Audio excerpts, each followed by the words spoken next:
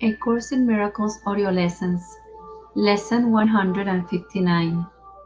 I give the miracles I have received. Paragraph 1. No one can give what he has not received. To give a thing requires first you have it in your possession. Here the laws of heaven and the world agree. But here they also separate. The world believes that to possess a thing it must be kept. Salvation teaches otherwise. To give is how to recognize you have received. It is the proof that what you have is yours. Paragraph 2. You understand that you are healed when you give healing. You accept forgiveness as accomplished in yourself when you forgive. You recognize your brother as yourself, and thus do you perceive that you are whole. There is no miracle you cannot give, for all are given you. Receive them now by opening the storehouse of your mind, where they are laid, and giving them away. Paragraph 3. Christ's vision is a miracle. It comes from far beyond itself, for it reflects eternal love and the rebirth of love which never died but has been kept obscure. Christ's vision pictures heaven, for it sees a world so like to heaven that what God created perfect can be mirrored there. The darkened glass the world presents can show but twisted images and broken parts.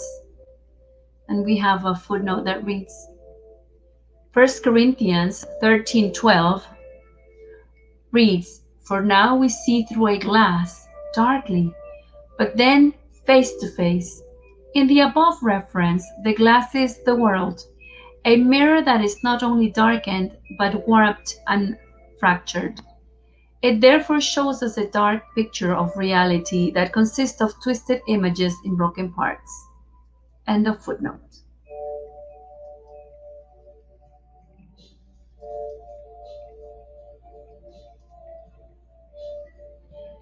The real world pictures heaven's innocence. Paragraph 4. Christ's vision is the miracle in which all miracles are born.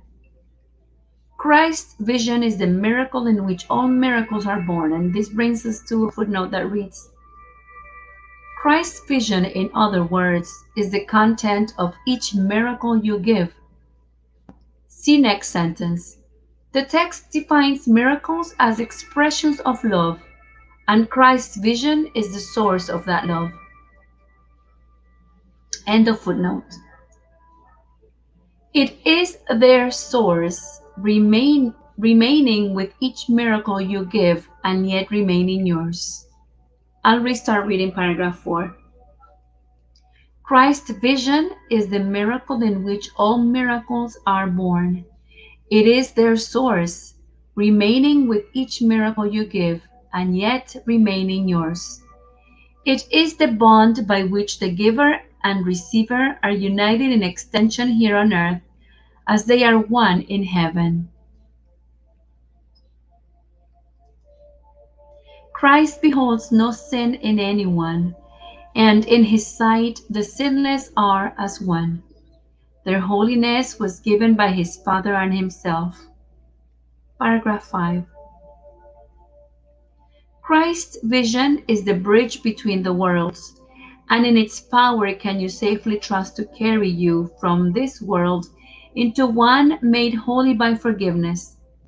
Things which seem quite solid here are merely shadows there, transparent, faintly seen, at times forgot, and never able to obscure the light that shines beyond them. Holiness has been restored to vision, and the blind can see. And we have a footnote that reads, in the Gospel of Luke, chapter 7, verse 22, it reads, Then Jesus answering said unto them, Go your way, and tell John what things ye have seen and heard, how that the blind see, the lame walk, the lepers are cleansed, the deaf hear, the dead are raised, to the poor the gospel is preached. The above allusion implies that physical sight is blindness and Christ's vision is seeing. End of footnote.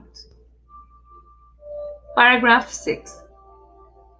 This is the Holy Spirit's single gift, the treasure house to which you can appeal with perfect certainty for everything that can contribute to your happiness.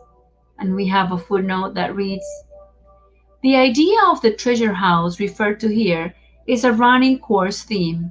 The treasure house is a place where all the miracles we have given or received are stored, waiting to be claimed by us. According to this passage, the treasure house is filled with Christ's vision, the source of all miracles. This treasure house is referred to elsewhere in this lesson as the storehouse. In paragraph 2, line 5, the golden treasury. Paragraph 6, line 5, this new home. Paragraph 7, line 4, his storehouse. Paragraph 9, line 1, and the store of miracles. Paragraph 10, line 1. End of footnote. All are laid here already. All can be received but for the asking. Here the door is never locked, and no one is denied his least request or his most urgent need. There is no sickness not already healed, no lack unsatisfied, no need unmet within this golden treasury of Christ. Paragraph 7. Here does the world remember what was lost when it was made. For here it is repaired, made new again, but in a different light. What was to be the home of sin becomes the center of redemption and the hearth of mercy, where the suffering are healed and welcome. No one will be turned away from this new home where his salvation waits. No one is stranger to him. No one asks for anything of him except the gift of his acceptance of his welcoming. And we have a footnote that reads, pronoun clarification. No one will be turned away from this new home, where his, one of those who approach this home, salvation awaits. No one in the home is stranger to him, the person newly welcomed into his home. No one in the home asks for anything of him, the person newly welcomed into this home, except the gift of his acceptance of his welcoming. End of footnote. Paragraph 8. Christ's vision is the holy ground in which the lilies of forgiveness set their roots. And we have a footnote that reads, in Exodus chapter 3, verse 5 reads, then he, God, said, do not come near, put off your shoes from your feet, for the place on which you are standing is holy ground. In the biblical image, the holy ground is the ground around the burning bush in which God appears. Here, Christ's vision is a holy ground beyond this world, and what grows in this ground are the lilies of forgiveness. Lilies, traditionally associated with Easter, symbolize the resurrection that is brought about through forgiveness, as we can see in chapter 20 of the text, section 1. End of footnote.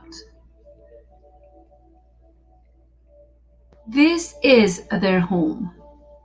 They can be brought from here back to the world, but they can never grow in its unnourishing and shallow soil. They need the light and warmth and kindly care of Christ's charity affords. They need the love with which he looks on them, and they become his messengers, which give as they received. Paragraph 9. Take from his storehouse that its treasures may increase. His lilies do not leave their home when they are carried back into the world. Their roots remain. They do not leave their source, but carry its beneficence with them and turn the world into a garden like the one they came from, and to which they go again with added fragrance. Now are they twice blessed. The messages they brought from Christ have been delivered and returned to them, and they return them gladly unto him. Paragraph 10. Behold the store of miracles set out for you to give. Are you not worth the gift when God appointed it be given you? Judge not God's Son, but follow in the way he has established. And we have a footnote that reads, in the Gospel of Matthew chapter 7, verse 1, Judge not that ye be not judged. The above reference implies that the reason we should not judge our brothers is that he is actually God's Son. End of footnote. Christ has dreamed the dream of a forgiven world. It is his gift whereby a sweet transition can be made from death to life, from hopelessness to hope. Let us an instant dream with him. His dream awakens us to truth. His vision gives the means for a return to our unlost and everlasting sanctity in God. I'll reread that sentence. His vision gives the means for a return to our unlost and everlasting sanctity in God. End of lesson 159. I give the miracles I have received. Enjoy your practice.